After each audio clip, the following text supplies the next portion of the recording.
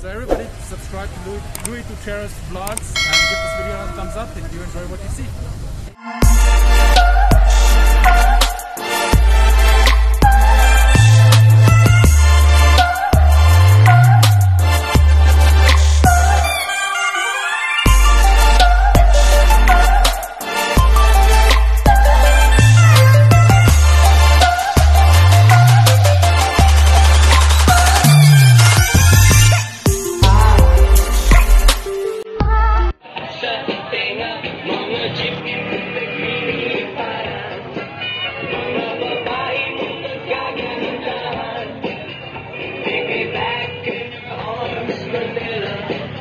Sa mga pagkakataon kong ito, ay kapiling na po natin ng ating butihing Yorme, Mayor Francisco Isko Moreno Dumagoso, kasama po ang ating butihing Vice Mayor Dr. Hani Lacuna.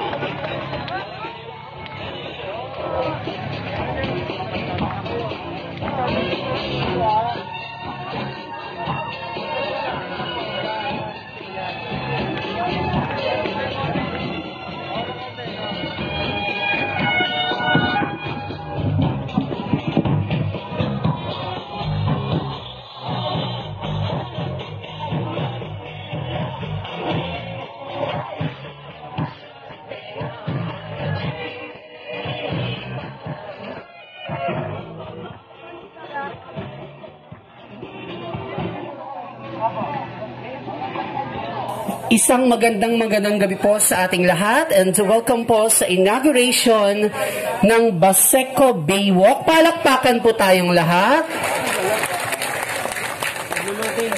Muli po, bago po ang lahat, pinakikiusapan ko po ang bawat isa na panatilihin po natin ang physical distancing sa lahat ng pagkakataon.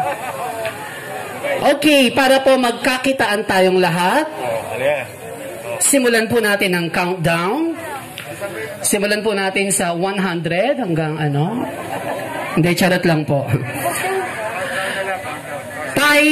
ang start po natin. Okay? So, mga batang Maynila ng Baseco, sabay-sabay po tayo. 5, 4, 3, 2, 1.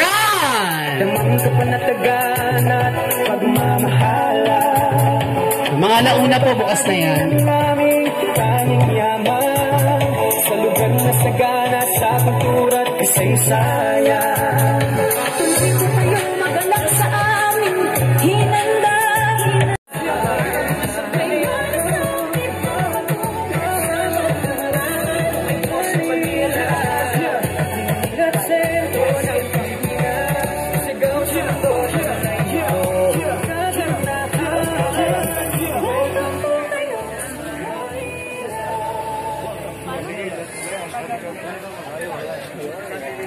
Tayo po naman ay dadakop sa ribbon cutting.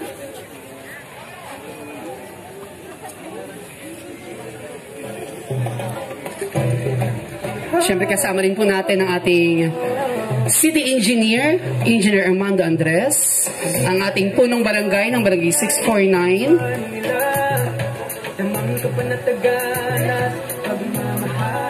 1, 2, 3.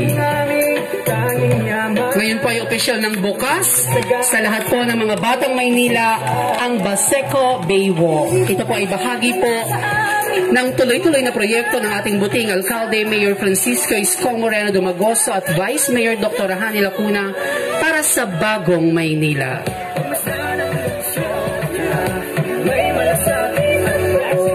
Muli po, maraming salamat po sa ating Department of Engineering and Public Works, Engineer Armando Andres, City Electrician's Office, Engineer Randy Sadak, Department of Public Services, Mr. Kenneth Amorao, sa lahat po ng kanilang mga empleyado na umulan at umaraw po ay nagtatrabaho para po pagandahin ang ating Baseco Baywalk.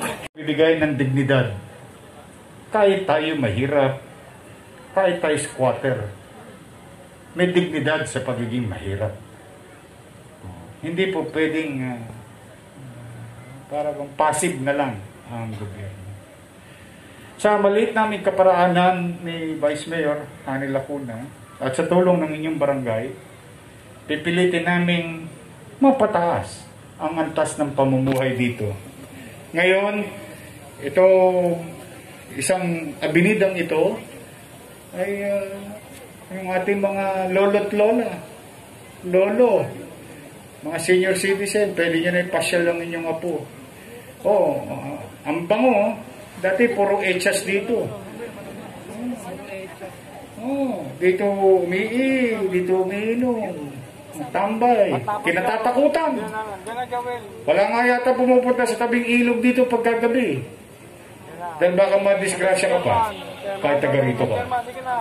Ngayon, ipakikita natin na may gobyerno, may pamamahala, at ang pamamahala ay may malasakit.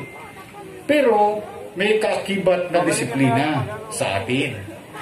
Kapag tayo nililimunan ng pamahalaan, ang pakikipagtulungan natin sa pamahalaan ay ang pakikiisa sa pagsasaayos. Kaya mahalaga na maituwid natin ang ating kaisipan bilang mahirap. Di baling mahirap tayo. May dignidad sa pamumuhay. Hindi naman kaila sa inyo. Lumaki ako sa squatter. Ayan bahay ko, sa kabilang ilog. Kung meron mga matatanda rito sa Baseco, ito, pasinungalingan ninyo, sinasabi ko. Natira kami sa Parola, wala pang ICTSI. Wala lahat yan. Yan nakikita nyo sa kodli ko. Wala lahat yan. Yan ay bubog at kusot lamang ng San Miguel. Ayun yung planta ng San Miguel. So, ang bubog nila dito. Kaya dyan, puro water lily nung araw. Nung dekada 80. Nag-aral ako doon sa Delpan. Kung saan nakatatag yung Gat Andres Bonifacio Hospital. Dating tulungan center yun. So, ano pong ibig sabihin? Isa pala sa mga taga Baseco, isa sa mga taga Parola Binondo, isa sa taga Parola Tondo, ay pwede maging mayor ng Maynila. Pwede pala yung anak nyo. Yung anak nyong uhugin, tulukin, alipungahin. Ganun din naman ako nung bata ako, chairman. Pero, pag itinama natin sa kaisipan natin, at nagpursige tayo sa buhay, tapos ang pamamahala, masinop, mainam, episyente, meron palang magandang bukas na naghihintay sa atin. Kaya kayo, mga kababayan ko, lalo na dito, alam nyo, may picture kami nito sa kabilang ilog. Para kung nakita yung Rojas Boulevard na nasa Baseco.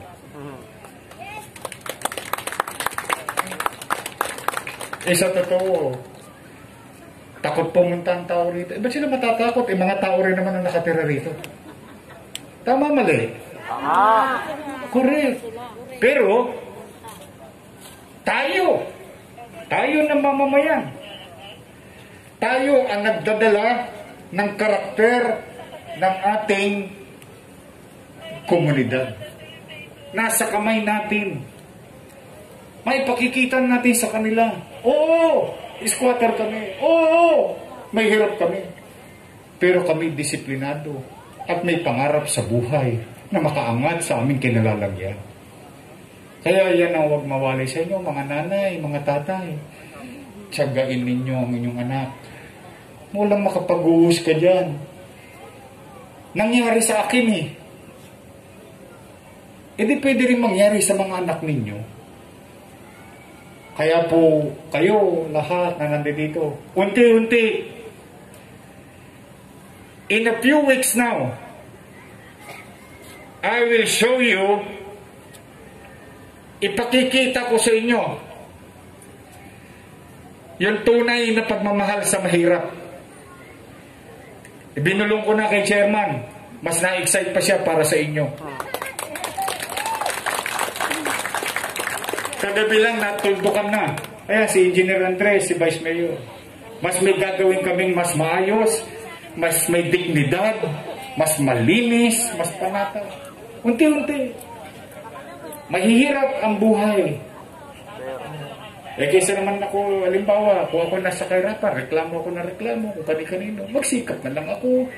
Mag-ingat na lang ako sa kagitnaan ng pandemyang ito. At patuloy kong mairaos ang aking pamilya. May mapagharimunan man lamang. Kaya kayo nandito. Kung maalala ninyo ang unang pangako ko sa inyo nung naupo ko mayor, ano sabi ko? Ayokong pamamahayan ng kriminal ang Baseco. At kung meron pang nakikinig ng mga tulongges at nakikihalubilo sa mga mapapayapang tao na iniraraos lang ang kanilang pamilya at napagharimunan lang nila, umalis kayo rito. Uubusin ko kayo rito.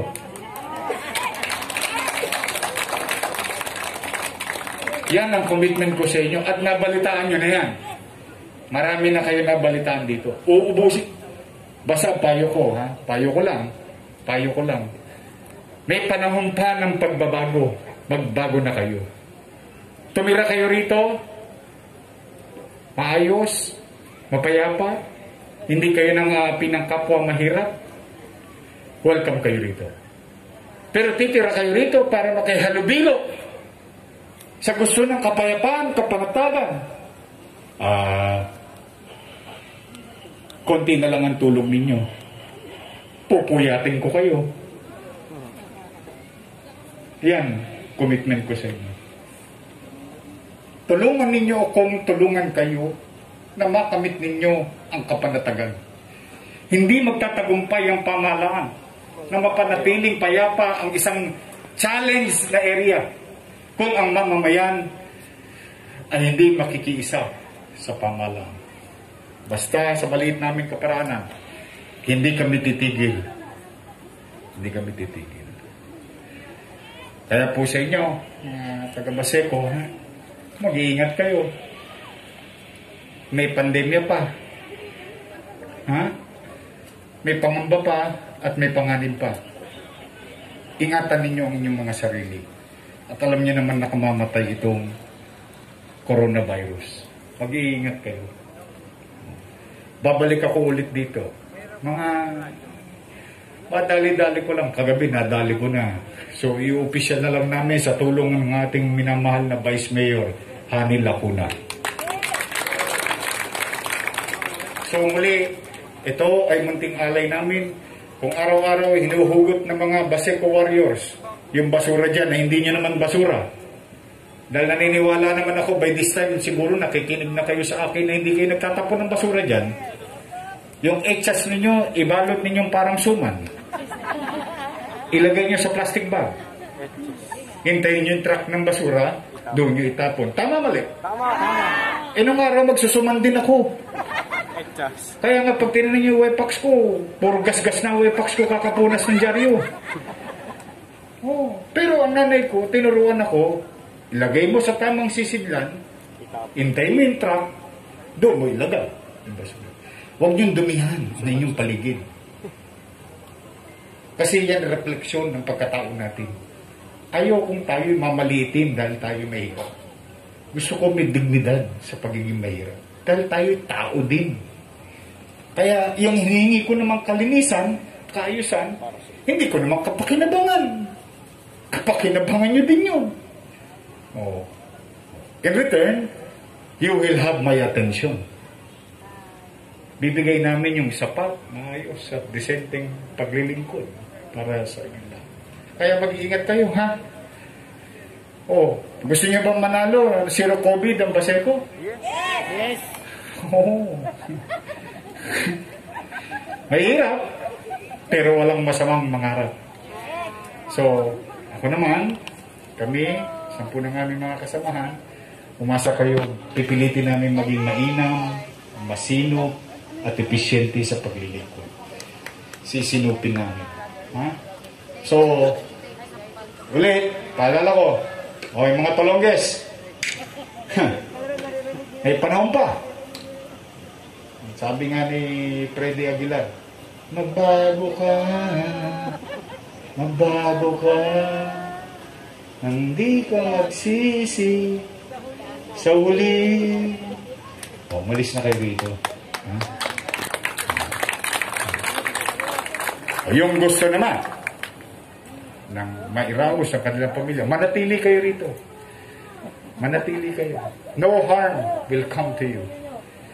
And if they did, ang garanti ako sa inyo, sa sulok ng Pilipinas, Cueva, Lungga ng Dagat, susuungin namin. Nandito si General Miranda. Colonel natin. Di ba kayo natutuwa? For the first time, ito isi-share ko sa inyo. Kayo, mas alam nyo to kaysa sa akin. For the first time, nagkaroon ng sariling presinto ang Baseco.